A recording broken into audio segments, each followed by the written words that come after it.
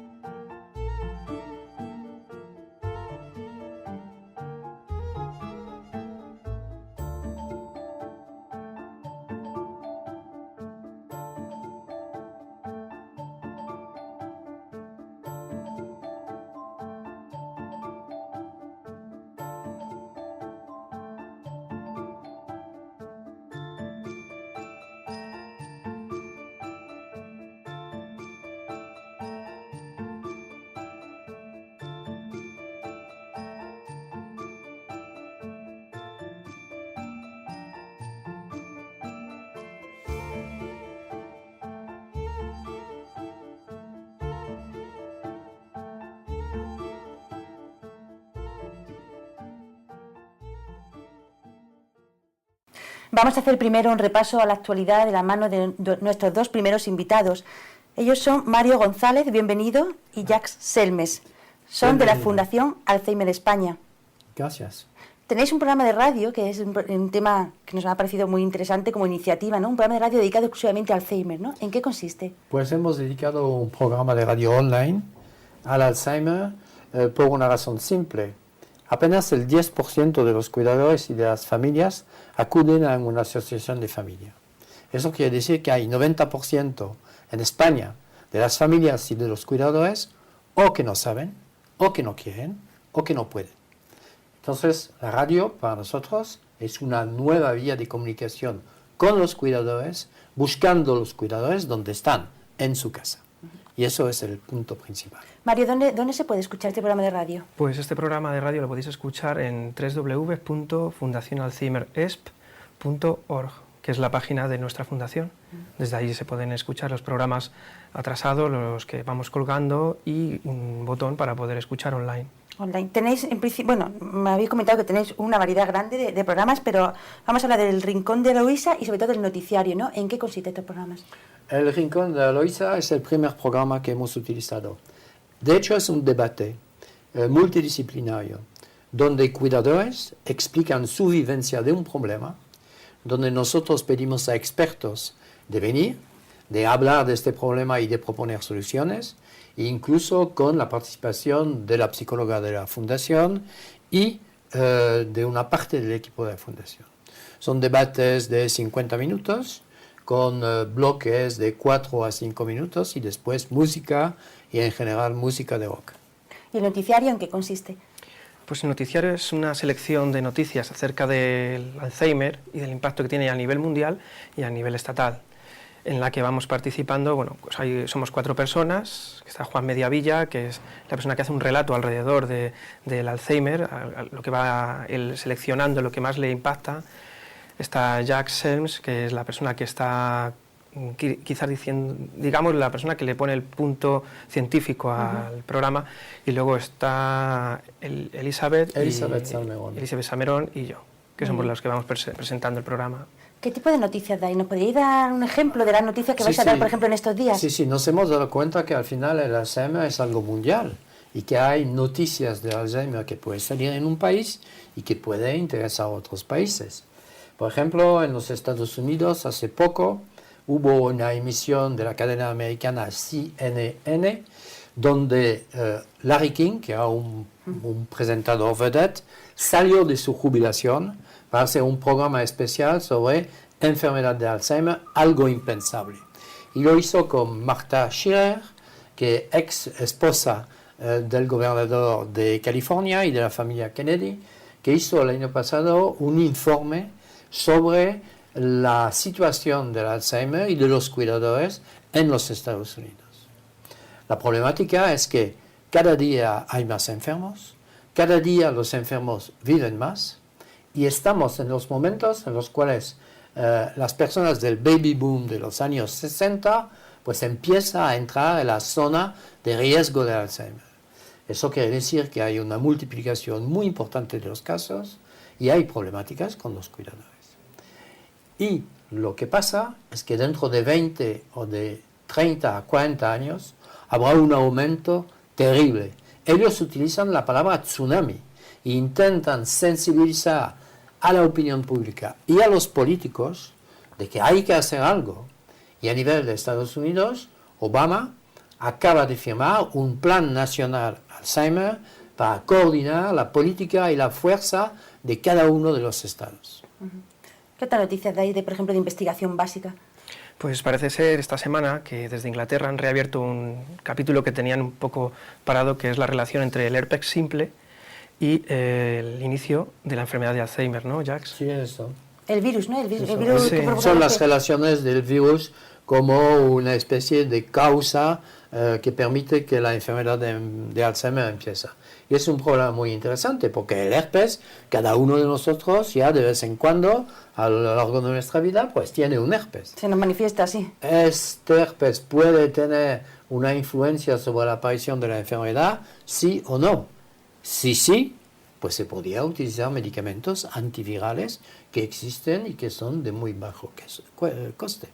Entonces hay, por el momento, una renovación del tema y nuevos equipos están investigando esta vía. Que yo en el tema del herpes han sido hay como olas, ¿no? Hay veces que se vuelve a hablar de esa posible causa, que me imagino que está relacionada con la inflamación, ¿no? Con la inflamación, algo así, y luego de repente desaparece y luego como que vuelve a aparecer, ¿no? Puede ser. O sea, que nunca se ha ni demostrado ni descartado. Creo que no se sabe muy bien. Lo que sí se sabe no es la causa de la enfermedad de Alzheimer, pero es una circunstancia en la cual esta enfermedad latente puede aparecer. Y apenas un minuto que nos queda, ¿destacaríais algo más, alguna información que tengáis reciente y que vayáis a comentar en estos días? Pues creo que al cabo de un año hemos logrado más de 1 millón de descargas y tenemos un poco más de 70.000 suscriptores. Cada semana tenemos 2.500 más, 80% de las descargas y de los oyentes en España, 20% al extranjero, 15% en América Latina, sobre todo a nivel de Argentina, Chile, México, Venezuela, y 5% en los estados de América que hablan castellano. Pues muchísimas gracias por estar con nosotros y ya saben, fuente de información para hablar sobre Alzheimer, la Fundación Alzheimer España.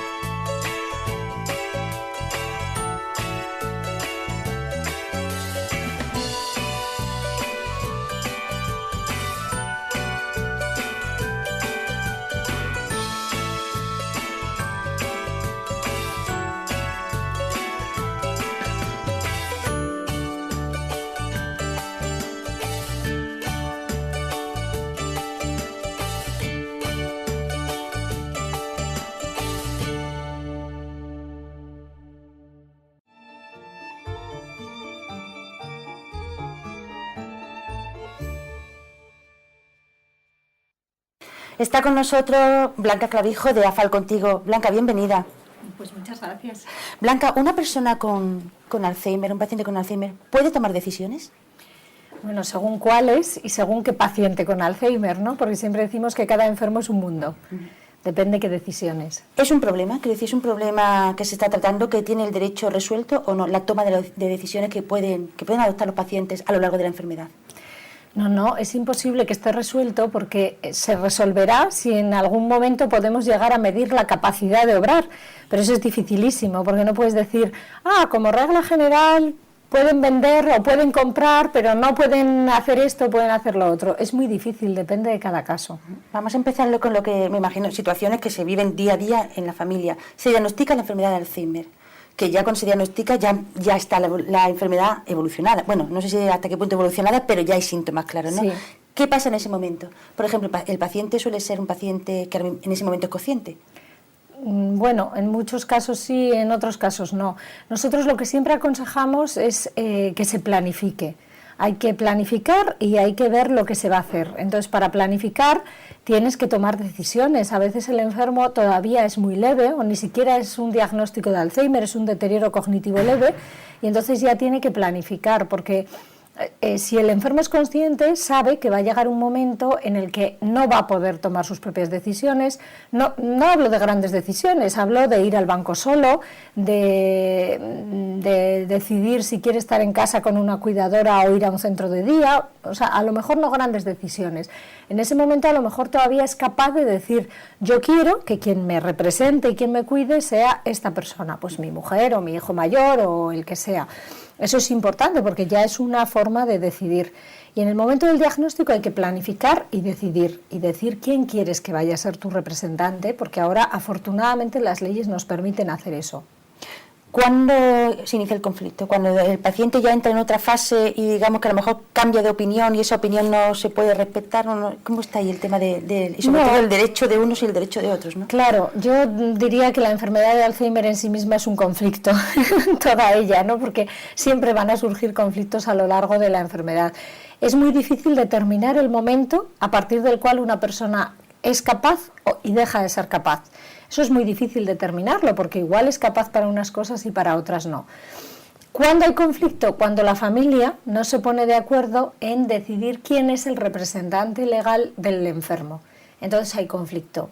También te digo que hay muchas familias buenas y bien organizadas en las que se decide tranquilamente quién va a ser el representante legal y entonces no hay conflicto. A partir de ese momento, el tutor, en la mayoría de los casos, hay varios tipos de representantes legales, pero bueno, no vamos a entrar ahora en ello. El tutor es el que va a actuar por el enfermo. Me imagino que también se pasarán, o sea, que habla de todo, ¿no? Pero que también generará conflicto en la familia de por sí, ¿no? Sí. Que es una cosa que puede incluso ser muy problemática y que puede dividir y que especialmente hay que estar atentos a eso, ¿no?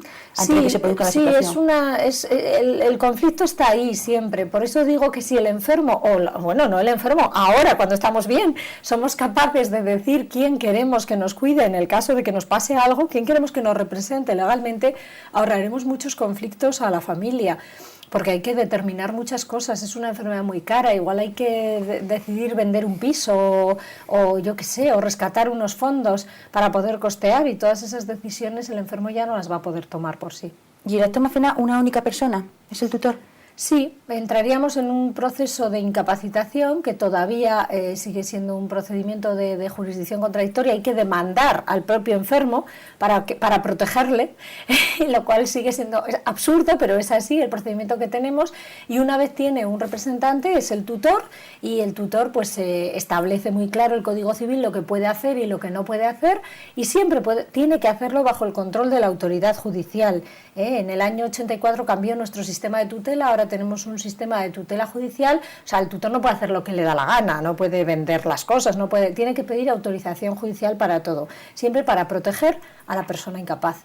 ¿Hay un único momento en el que se demanda al paciente para protegerle, que es desde luego cuanto menos curioso, ¿no? ¿Y hay una sentencia que ya es la misma sentencia para toda la enfermedad? ¿Es irreversible? Pues sí, ahora mismo está aprobada la Convención de la ONU de Derechos de Personas con Discapacidad y se supone que como la incapacidad es gradual, ahora puedes hacer una cosa, pero luego no puedes hacer otra. Bueno, a los juristas nos gusta decir que la sentencia es un traje a medida que se ajusta a las capacidades que el paciente tiene. En la enfermedad de Alzheimer eso está muy lejos de la realidad, porque lo cierto es que como hoy por hoy es irreversible y no tiene cura, pues mejor les dejemos pasar una sola vez por el calvario que ya supone el procedimiento de incapacitación, y la sentencia en la mayor parte de los casos de los enfermos de Alzheimer va a ser total. ¿Cuándo se llega, en qué momento de la enfermedad se suele producir esa demanda? Pues mira, depende de las familias y depende de la situación. Yo siempre digo, no hay que incapacitar a todo el mundo. El típico caso de un matrimonio mayor que tiene solo una hija que es buenísima y les cuida muy bien y encima es heredera universal, pues a lo mejor no hace falta incapacitarles, ¿no?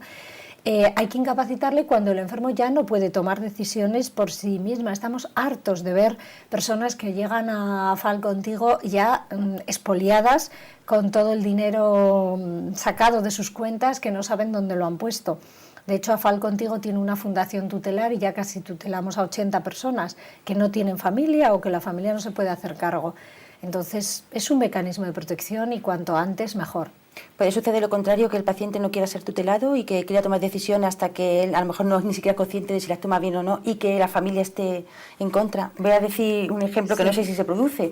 Un diagnóstico de Alzheimer y uno dice, bueno, pues yo no sé qué me va a pasar, pero me quiero gastar todo mi dinero, vender mi casa y vivir la vida durante una temporada. ¿El derecho protege al paciente de Alzheimer en esos casos?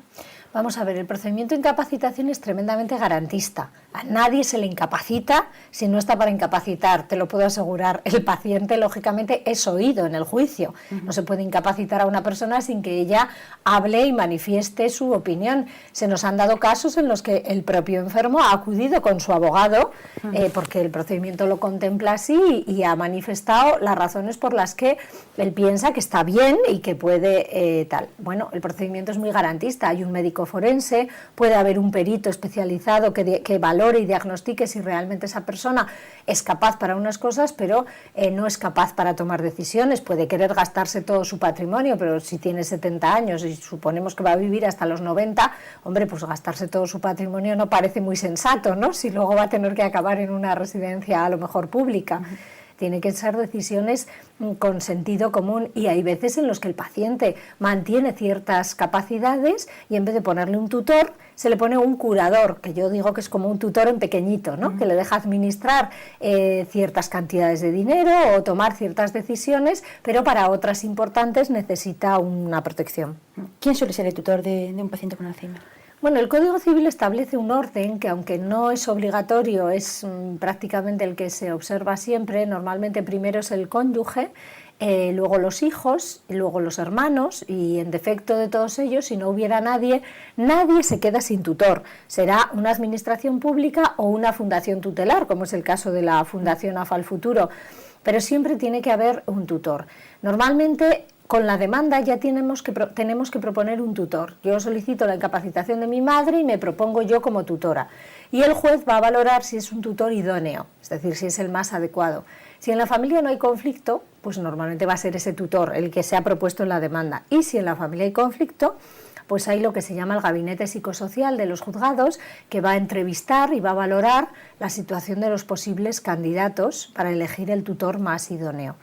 Me imagino que también debe ser muy difícil para el tutor el papel de tutor, ¿no? No sé si se prepara para ese cometido, qué presiones, no sé si tiene conflicto interno también el hecho de estar tutelando, por ejemplo, un hijo que tutela a un padre, ¿no? ¿Cómo se acepta eso?